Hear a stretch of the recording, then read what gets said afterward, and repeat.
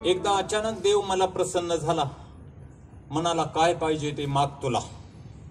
मी म्हणालो एक बायको सर्व गुण संपन्न दे, आणि त्याच्यासाठी तू जरा विशेष मेहनत घे, की जी करणार नाही कधीही कटकट आणि सांगितलेलं काम मात्र करील सारच पटपट, जी दिसायलाही असेल लई भारी सुंदर आणि तरीही नवऱ्याची सेवा करण्यात येईल तिचा पहिला नंबर.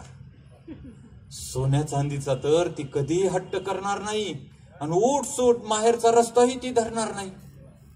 देव म्हणाला अशी बायको तर मला सुद्धा नाही.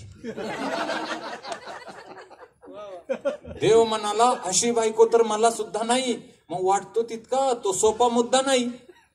मी म्हणालो मग अशी बायको तू आधी तुला मिळव, आणि मिळाली की मला लगेच कळव. आपण तिचे झेरॉक्स कॉप्या काढून घेऊ. नोटा बदलल्या तशा प्रत्येकाला एक एक बदलून देऊ. आणि सगळ्या भांडकुदळ बायकांना एका रात्रीत बाद करू. मोदींनी कशा नोटा एका रात्रीत बाद केल्या. सगळ्या भांडकुदळ बायकांना एका रात्रीत बाद करू आणि त्यांच्या जाग्यावर गोड गोड बोलणाऱ्या सुंदर सुंदर भरू. मग कॅशलेस झाले तसे सगळे घर भांडणलेस होतील आणि इथून तिथून साऱ्या नवऱ्यांना एकदम अच्छे दिन येतील.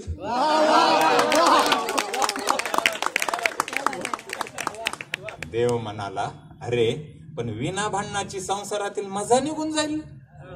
रोज गोड गोड ऐकून साऱ्या नवऱ्यांना डायबिटीस होईल.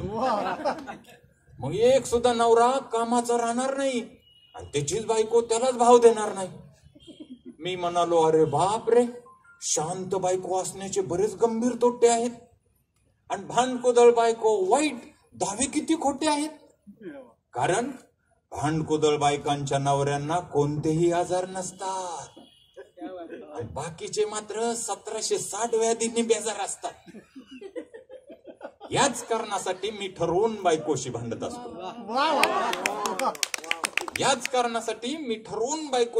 असतो. आणि त्याच्यामुळेच मित्रांनो मी इतका तंदुरुस्त दिसतो.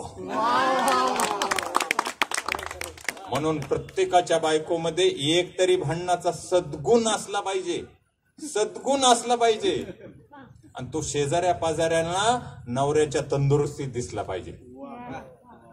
पण मित्रांनो शेवटी नवरा बायकोचं भांडण म्हणजे एक लुटोपुटीचा खेळ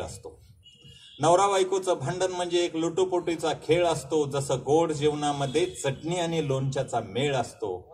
म्हणून घरातील भांडण कधीही उंबऱ्याबाहेर आले नाही पाहिजे आणि कितीही ताणले तरी ते कोर्टाच्या पिंजऱ्यात गेले नाही पाहिजे.